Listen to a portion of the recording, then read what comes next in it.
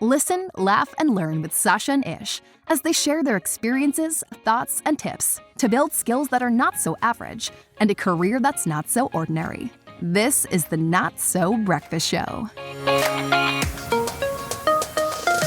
All right, welcome to the Not So Breakfast Show today, the podcast for leadership and career development. And today we are continuing from our discussion last week where we talked about what defines your success. And Sacha referenced 5 books. So it's a little bit of a continuation on, because you can't just say, hey, let's have a talk about those 5 books and then not have books to talk about. So we're going to talk about those.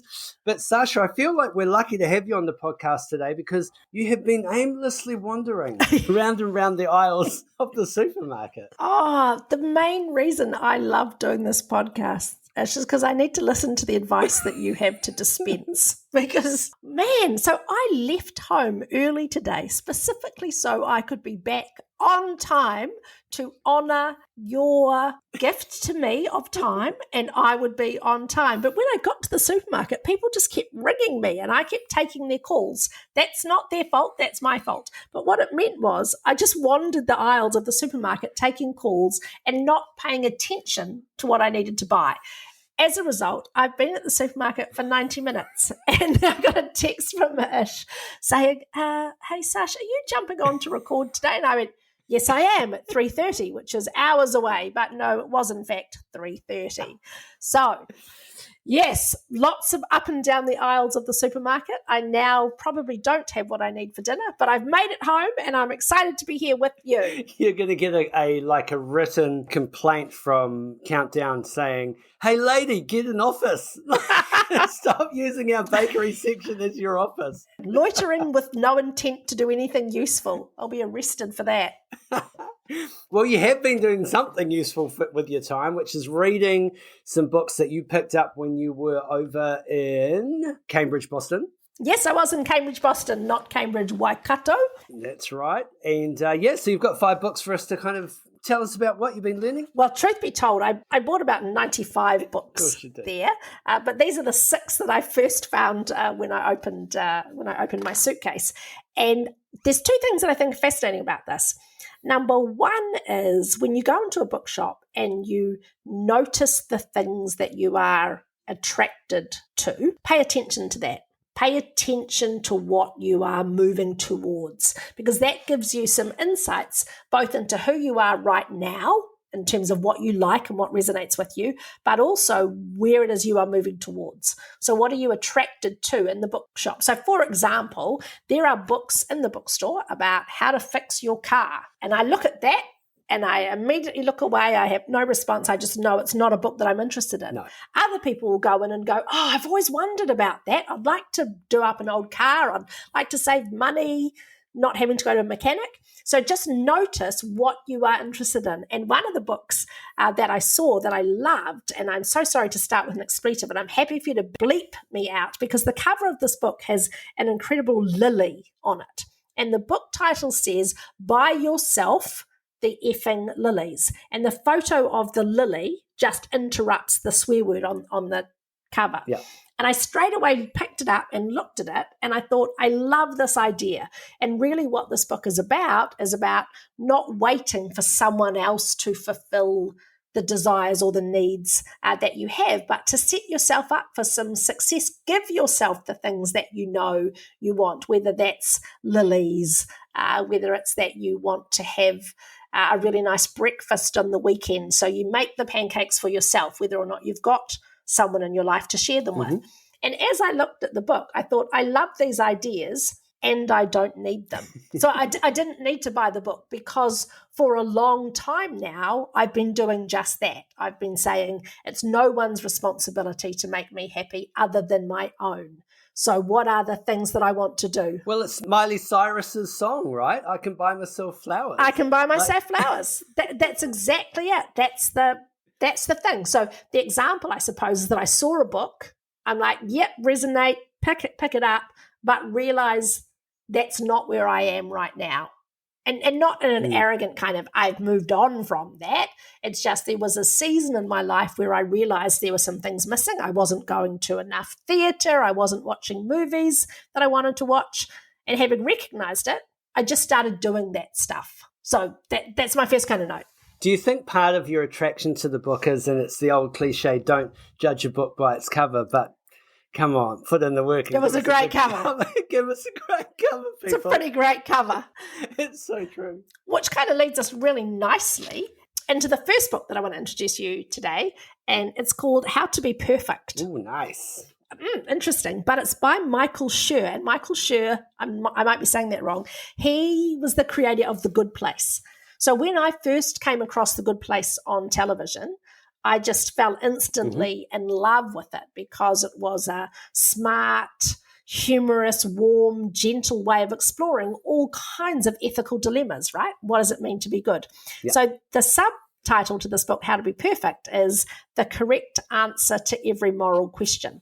So let me read you a little bit about the back. Okay. The author starts off with easy ethical questions like, should I punch my friend in the face for no reason?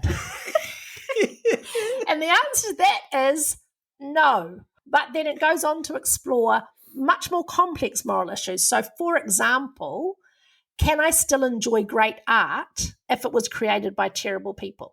So this is a real dilemma that we have these days. So there'll be an artist and we love them and we sing along to their songs, and then it turns out they're a bit of a shithead who beats their wife, and you go, oh, can I still enjoy that song? Or so these are the kind of questions that this tackles. Why bother being good if there's no consequences for being bad? Can I break the rules if the rules are dumb? So I've always been fascinated in those kind of moral conundrums, and the way that this is laid out and the way he deals with these things, it's expanding my mind. And I was listening back to what you were saying last week, Ish, about just wanting to open your worldview, just to make sure that you're not stuck in biases and that you can be relevant to a new generation.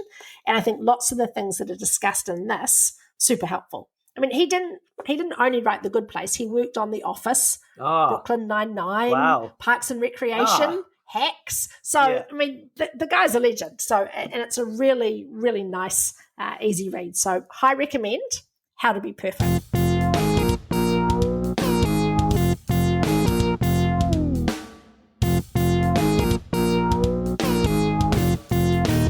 Cool, that sounds like a good book. I can put that on my list. Obviously, also available as an audiobook, probably. Just having a guess. Yeah, all of these will be available as audios. Nice. All right, so what have you got for next one? Next up, this is by a guy called Bo Seo, and he is a 2-time world debating champion. Oh. And this book is called Good Arguments. The subtitle is How Debate Teaches Us to Listen and to Be Heard. And I've been thinking so much about in our workplaces, how often we talk past each other. Yeah. Or how often, and you and I have just discussed this before, how often you go to a meeting and everybody in the meeting is just waiting for the other person to speak so they can have a turn. They've come prepared with their point of view. Yes. And I had a discussion with someone the other day who they shared their opinion, and I started to share my opinion back, and they said, oh, no, I didn't want a discussion or a debate. I was just telling you what I think. And I was like, yeah. And now I'm going to tell you what I think. That's how it works, right? And they were like, I don't care what you think. I just wanted to tell you what I think. I'm like, oh, interesting. That's not a way to collaborate or to work together. So what this guy takes us through, fascinating for him, is that when he arrived in Australia from Korea, he was 8 years old and he spoke no English. Oh, wow. And so imagine somebody who's coming into a foreign environment, no language, and he struggled at school, and then he came across debating, and he found that learning how to structure arguments and understand the flaws and what other people are saying, to proactively put up ideas, that this was an incredibly useful life skill. I think much like you and I are so sold on presentation skills being something you have to have and be really good at to advance your career, this guy is saying being able to take part in a healthy conflict debate and understanding how to do that in a way that still protects your relationships, that's an invaluable skill. And I think our decision-making is improved when everybody knows how to discuss ideas in a really healthy way. So he's basically learnt the language and now is able to debate and have robust conversations in that language. And he's the 2-time debating world champion. So he's really mastered how to understand what other people are thinking, how to persuade an audience, and recognizing what a good argument is. When is it okay to interrupt? When do you need to shut up? Yeah. How do you actively and truly listen? We'll be right back. If there was one skill that could double your income, advance your career, and increase your ability to influence, it is the skill of presenting. Whether it's on stage, in the boardroom, or at a job interview, the 30-minute presenter program will help take you to the next level. So check out our Instagram page, click the link in the bio, and get started on the 30-minute presenter program.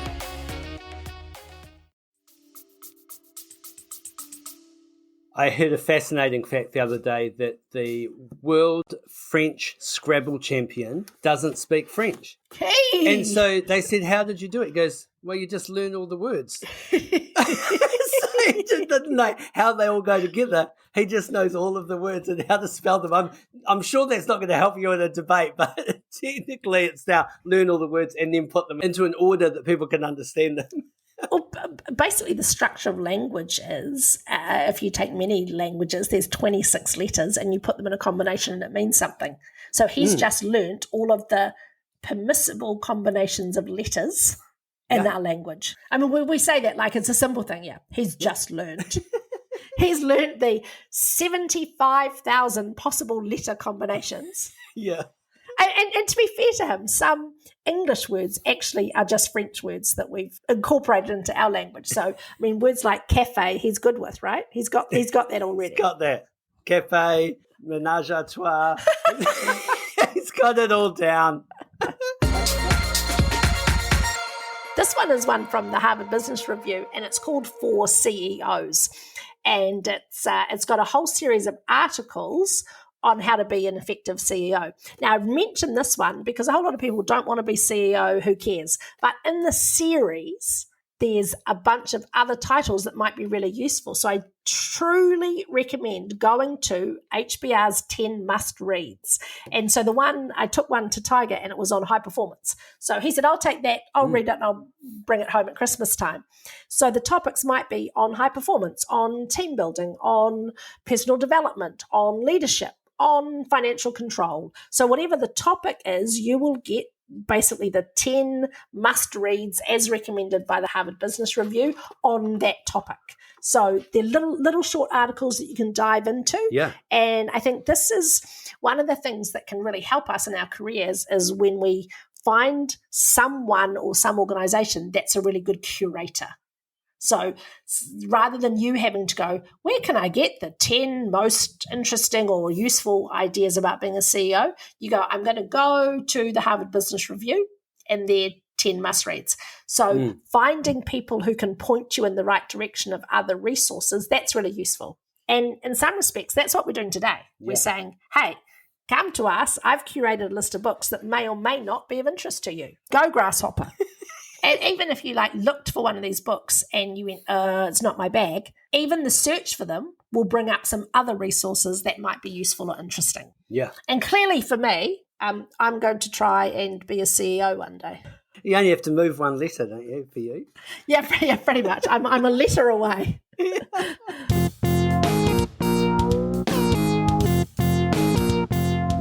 All right, that's some good books so far. Give us another one. Well, let's just break into the all this non-fiction, which is going to help us lead better lives. I've got a piece of advice for when you go into a bookshop, not like a bullshit warehouse bookshop, but a bookshop that is staffed by book lovers. That smells like books. Same thing when you go into a restaurant or if you go into a record store, anywhere where there are people with expertise, same with the library, ask them this question. If you could only recommend one book, what would it be? So when I was in the bookshop in Cambridge, I saw a young woman working and I said to her, apologies for the interruption, I want to buy a fiction book. So this is a book that's not true. It's a novel. It's a piece of creative writing. Can you recommend, if you could only recommend one book to me, what would it be? And she said, I'd want to know what you like and what you're into. I said, fair enough, but I've asked the question wrong. knowing nothing about me, and perhaps if you could only read one book again, I'm asking you for your favorite book of all time, what would it be? And so she recommended me to Gabriel Garcia Marquez, and this won the Nobel Prize years ago. It's called 100 Years of Solitude. And it's a pretty famous book that I'm reasonably embarrassed to have never read. So I thought I should just get over my embarrassment, because anybody's read it, and just go, now is my time. This is the universe telling me, read this book. It's been loved by many, many people. Oprah's Book Club recommended it as well. And here's what someone in the New York Times book review said. 100 Years of Solitude is the first piece of literature since the book of Genesis that should be required reading for the entire human race. So isn't that lovely? That's a lovely recommendation. Can I ask, though, how long does it take you to read a book like that? So this book has, it's got small print and it's got 417 pages. Right. So I could read. 2 years. So I could read like 2 or 3 chapters a night, and then that means I'd read it in a week. Yep. Cool. Or okay. if I had the luxury of time, I could read it. I could get half of it done in maybe 4 hours. So spend a weekend day, 4 hours, and then I'd do another 4 hours at a later time. Good to know. Just good to know the pace. I'm a lazy reader. I read for plot. Yeah. So if there's a long bit and I can tell that it's a description of the mountainside, I don't care. I'm just like, okay, yep, I get it. You're in a place that's got mountains. What happens in the place with mountains? Who says what to whom? Other people love reading, and the mountains are beautiful. I'm like, shut up. Just tell me what happens. I read for plot. You'll be reading a book one day and it will go, and as we said before, the most important part about the mountain was X, and you've been going, oh, where was that? Flicking back through the book. Oh, no, I missed it.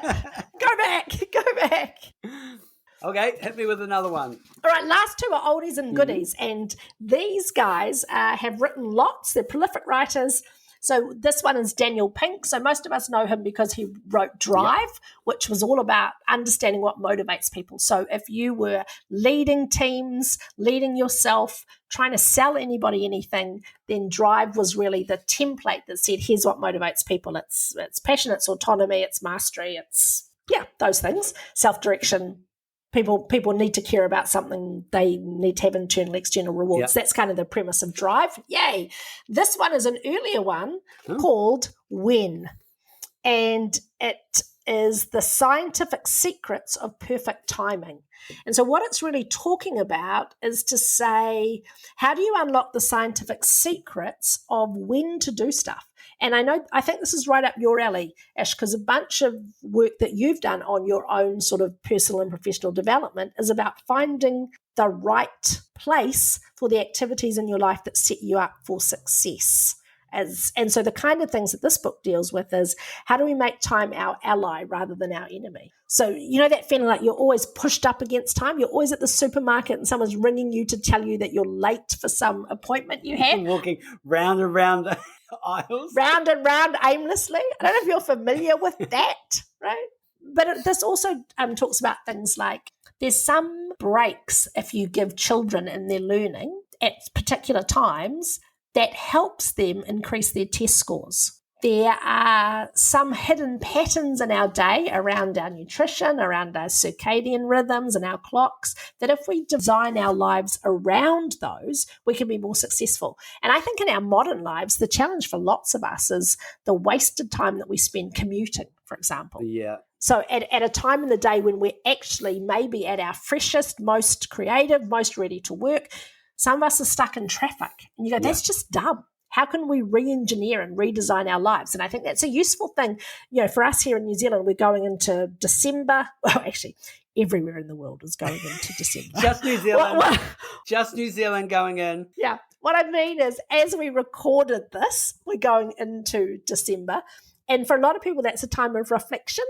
And I love this idea that we can create ourselves new every day, but also as we go into the new year, what are some of the ways that we could change up how we roll on a daily basis that actually set us up for better success? Oh, man, I love that. I love the fact that you kind of highlighted that sometimes we just throw our most productive time away to arguably bad planning, right? So like that commute thing, not only have you wasted an hour of your most productive part of your day if you're a morning person, but you're also arrived at work probably a bit pissed off, and, next thing you need is a coffee done to try to settle you from your drive and all that kind of stuff. And suddenly it's like, well, maybe it would have been better to, if you have the luxury, to stay home, do the work, and then go in a little bit later. 100%. And if you don't have that luxury, then to the things that you've talked about before, can you listen to a podcast? Can you do something else with that time? Can you ring people to strengthen and deepen your relationships with them?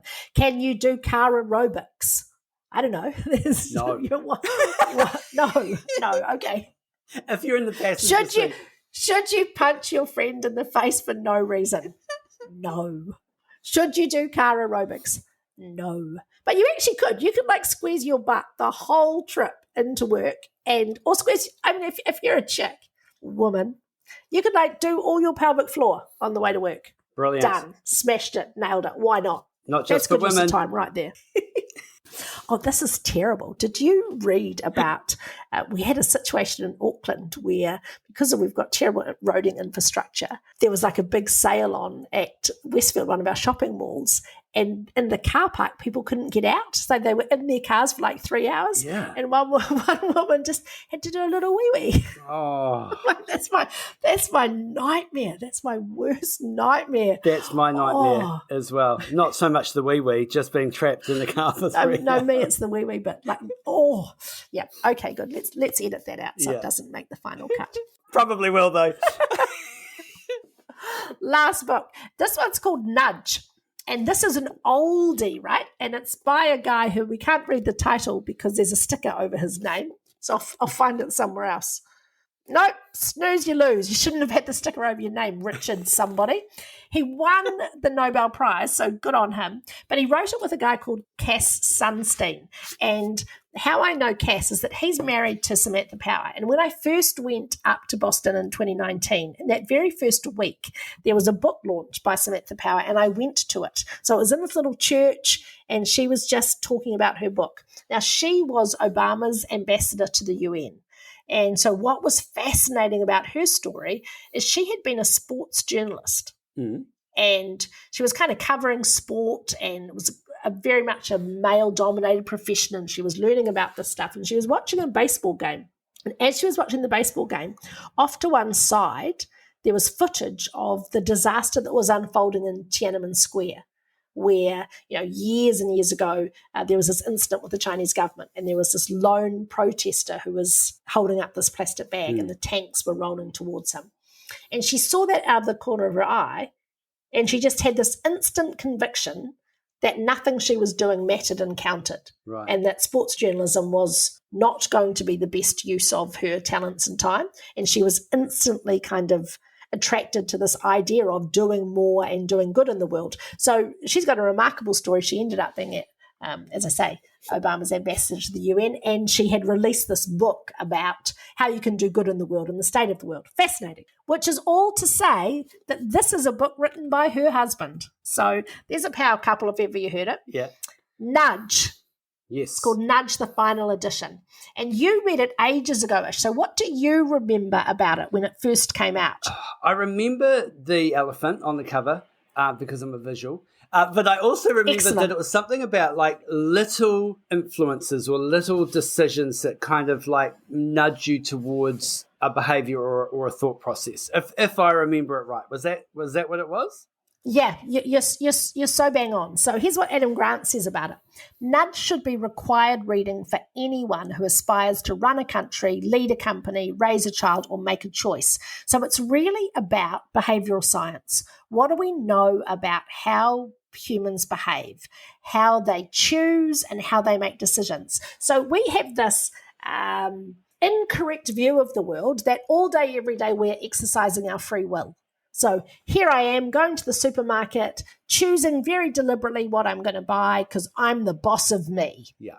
When all the behavioral science tells us that I'm buying things based on where they are positioned on the shelf. I'm buying them based on my perception of value, and that's influenced by people telling me how much particular things should or shouldn't cost. So what this book is all about is understanding what nudges behavior. Yeah. So we can set up not to manipulate people, but to, for ourselves, put environments around us that nudge us towards good behavior. And also, if we're looking to influence others, to understand what drives and motivates them. So what are the levers that we can pull, practical concepts and strategies that will help other people be influenced by us? So I'm really excited to read it. I've read bits of it before. I'm going to read the whole thing over the summer. All right, so maybe next time when you're in a bookshop and you walk in, a real bookshop, not one of those plastic bookshops, a real one, we can smell the books. Figure out what you're attracted to, why you're attracted to it, what do you want to pick up? And then if that is not a book and it is the assistant that is working in the bookshop, maybe you don't need a book. Maybe you need an ankle bracelet. Make better decisions. You are a terrible person that I love. Seriously, though, not everybody's a reader. But if you are a reader, there's some great places to start for your summer reading. And also, if you're not a reader, where do you get your information from? How are you going to use your summer break to get some fresh information, some fresh thinking? Is it podcasts? Is it movies? Is it films? Let's be deliberate about how we feed our minds over the coming break. And if you're listening to this when there's not a coming break, how are you going to feed your mind tonight? Are you going to mindlessly watch TV, or is there an opportunity to say, I'd like to learn a bit about how to fix my car? Good, do that.